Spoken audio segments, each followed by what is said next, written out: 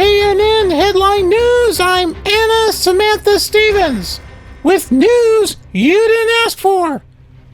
Deal with it.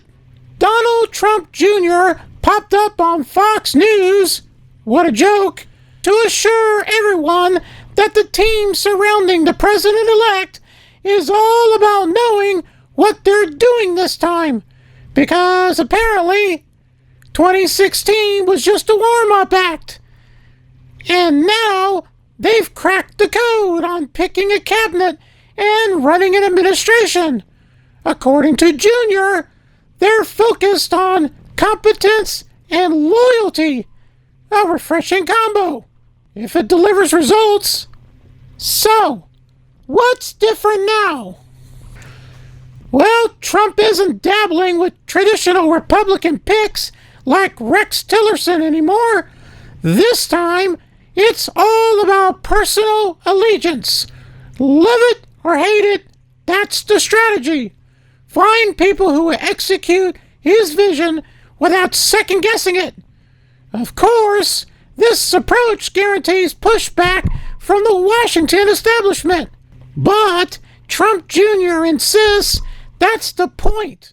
Disruptors over diplomats. Whether this disruptiveness leads to progress or just more gridlock remains to be seen.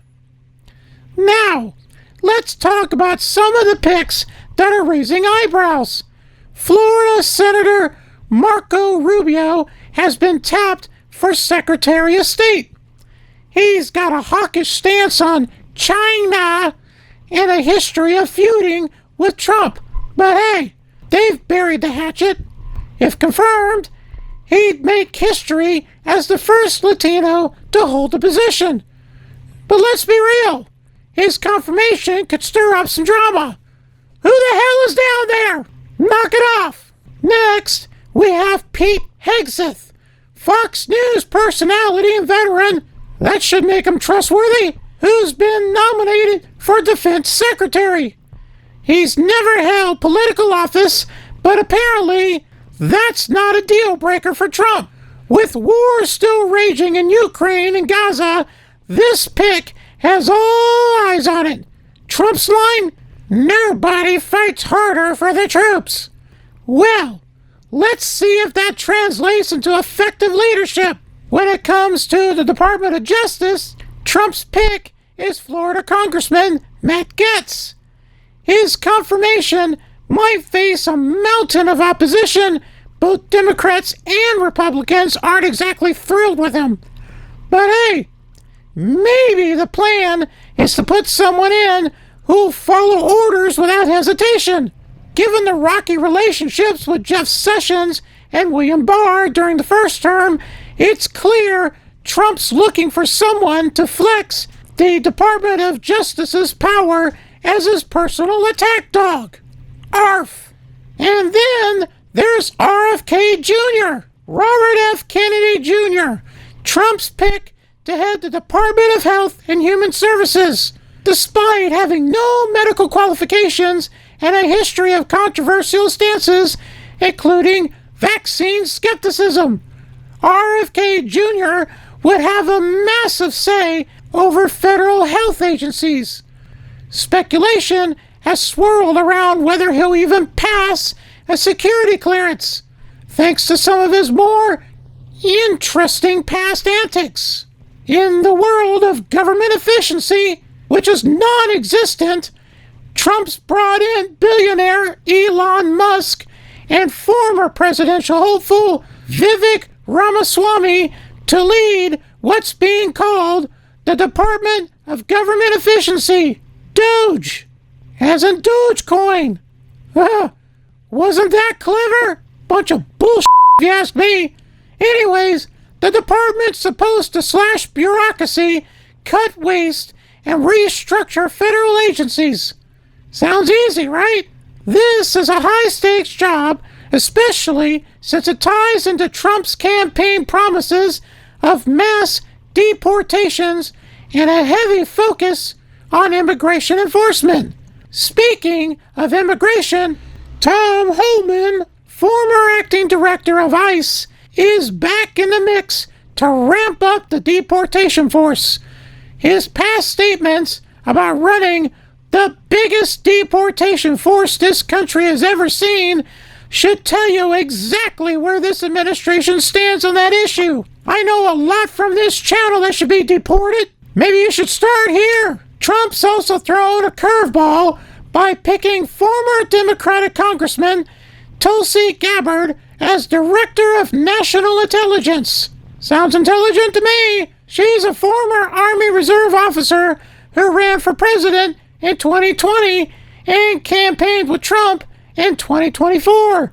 So, she's made the full transition to the Republican fold. Her appointment is bound to raise eyebrows. There's a lot more on this list, but I don't feel like reading, so go look it up yourself. Oh, Costco, you really outdid yourself this time. Apparently, nearly 80,000 pounds of butter needed a reminder that it contains milk. Shocking, right? I mean, who knew butter was made from milk? Oh, wait, everyone knows that, dumbass. But I guess some people are allergic to common sense. Yeah, I know, that's a shocker. If you had any common sense, you wouldn't be on this channel. So, Costco's recalling a bunch of Kirkland Signature butter, 46,800 pounds of unsalted and 32,400 pounds of salted, because they somehow forgot to slap on the contains milk label. This epic fail earned a Class 2 recall from the FDA, which basically means you might have a mild allergic reaction, but we're pretty sure you won't die from this. Small consolation, right? What the hell is wrong with this chair? Anyway, if you're one of those lucky people who's allergic to milk and somehow didn't realize butter has milk, well, now you know.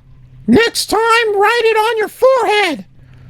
Now, go ahead and toss it, return it, whatever.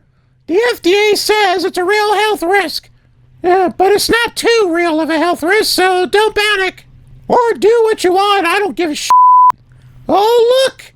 Another Jake Paul circus act. This time, it's the blockbuster fight against Mike Tyson.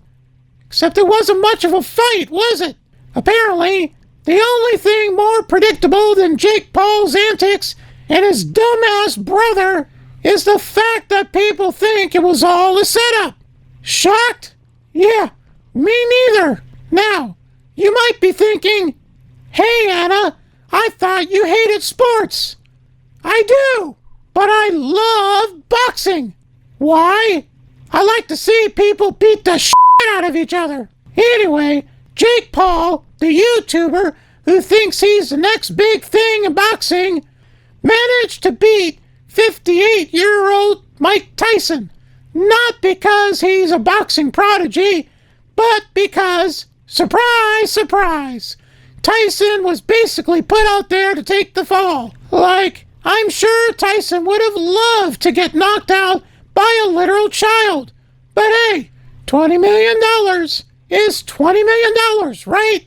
Now hand it over. And then there's a bunch of clues that people think they saw during the fight. Apparently, Jake Paul signaled Tyson to go easy on him after Tyson landed a punch. I mean, if that's not the most scripted moment ever, I don't know what is. One guy on Twitter, X, was like, bro could have knocked Jake out, but held back. Yeah, sure, because Mike Tyson's whole career is about letting celebrities play fight with him. Others pointed out Tyson's jab that had Paul stumbling back like a newborn deer. But of course, the consensus was, nah, he wasn't hurt. It was all part of the show. Really? You're telling me Tyson, who was once feared by everyone in the ring, couldn't knock out a guy whose only punch comes with a TikTok filter? Put me in the ring with him. I'll shove his boxing gloves up his ass, and he'll thank me for it. let's be real here. This whole thing was a cash grab. Tyson gets his $20 million. Paul gets to pretend he's a legit boxer. And we all get the privilege of watching the latest episode of How Low Can Boxing Go? If you still think this wasn't rigged, I've got a YouTube channel I can sell you. And now it really is time for sports. So excuse me while I go take a shit.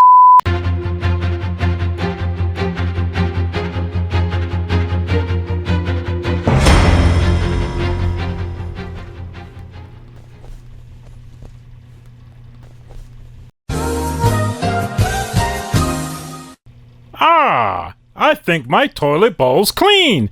What do you think, Boo-Boo? Ooh, I like it, boss. Huh. You missed a spot. Maybe you should get out and look. Toilet Bowl, because no one should miss a spot. Grab yours today and make sure your toilet's truly spotless. Don't just clean it, Toilet Bowl it.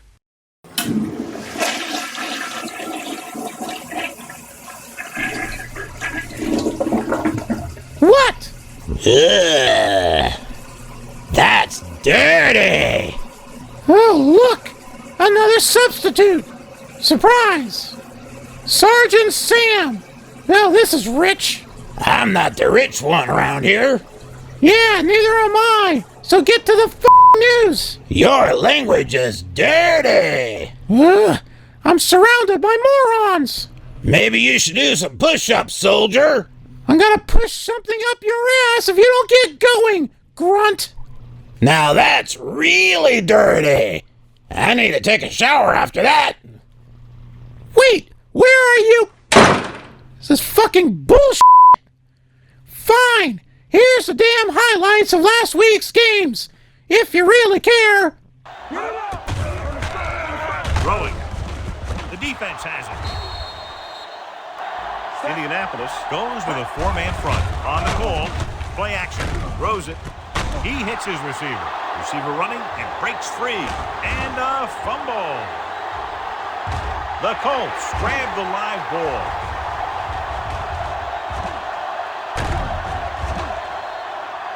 Rhodes, the lone back. Here comes the blitz. Gets the pass off. Deion Grant has it. Indianapolis goes with a four-man front. Receives the handoff. And he's in for the score. And John, in their first run of the game, he gets to the end zone quickly after taking the handoff. The rush is on. The defender's got it. Runs through the tackle. The 40, the 30. They'll go from the I formation. Looking for the goal line. And they're in. Touchdown. The Colts come out in a nickel package. On the ground. Fakes the handoff with the pass. And it's intercepted. The 40. Taylor in the backfield. Gets the pass off. It's going the other way.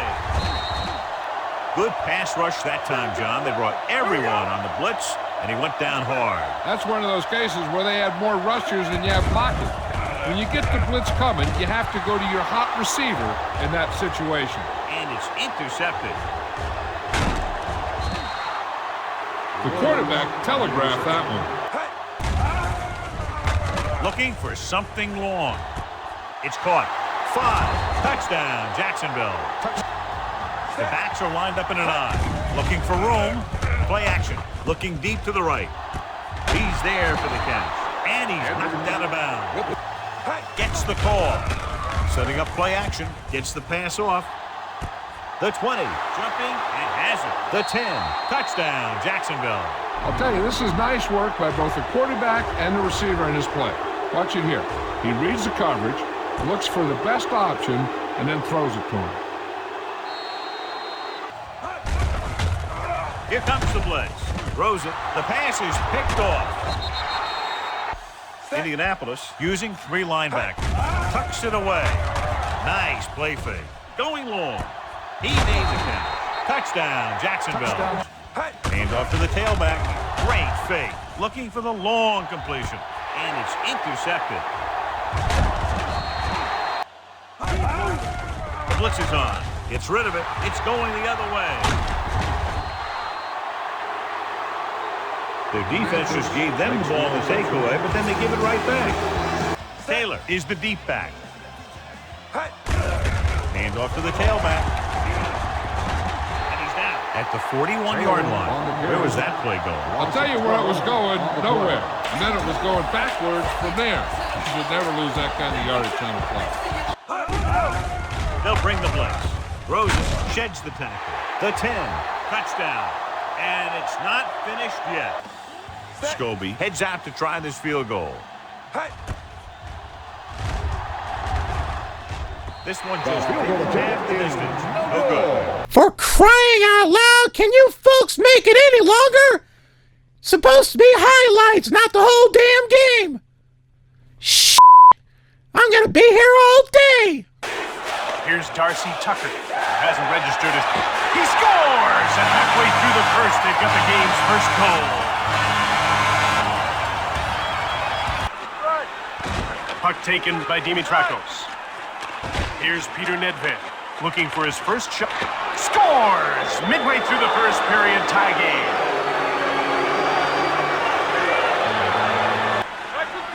To Carter. There's a quick shot. He scores! And there's a big 2-goal lead late in the first. Scoring on the backhand like that is a lost art in this league. It's nice to see a player with the skill to pull it off. Right on! He scores! Peter Forsberg! Now, some Swedes have a reputation for being a little soft, but Peter Forsberg is not one of them. He's as tough as nails and a real competitor. They bring it over the line. He scores! And they've still got a chance. Late in the second, they're down by 2. Now he moves the puck into the attacking zone. He scores! Mike Richards! He passes the puck to Sundin. Turn him inside out there. Fires it right on! He scores! Max Sundin! Here's Alexander Steen. He's had a good, hard-working week. He scores!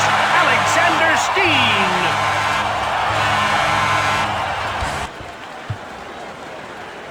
And Tim Duncan able to put it down.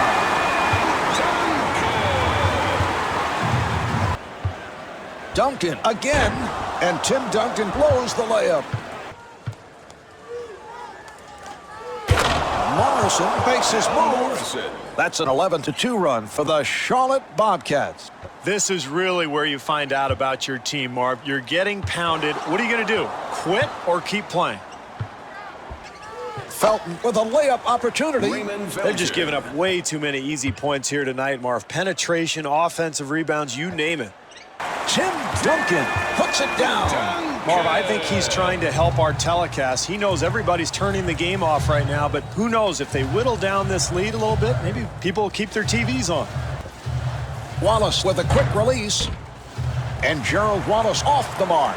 Boy, what a poor defensive effort here tonight, Marv. I know that shot missed, but again, wide open, and the rotations and closeouts have been non-existent here this evening. And here are all the scores from the other teams. Why are you wasting time on this?